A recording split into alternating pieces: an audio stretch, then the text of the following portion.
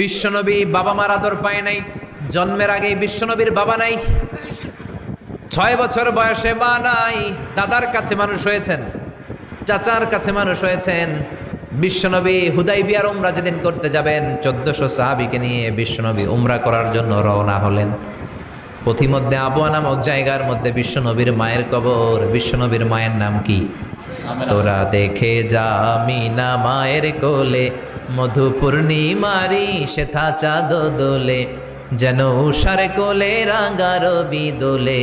তোরা দেখে যা কালিমা শাহাদাতের বাণী ঠোঁটে কে লই, পরে দুরুদ ফেরেশতা বেহেশতের দুয়ার খোলে। তোরা দেখে যা আমিনা মায়ের কোলে। ঠিকই না? মায়ের কবর বলল সামনে, জায়গার নাম আবওয়া, ছোট্ট একটা টিলা। 1400 সাহাবীদের দিকে তাকিয়ে বিশ্বনবী বললেন, ও সাহাবারা, এটা আমার মায়ের কবর।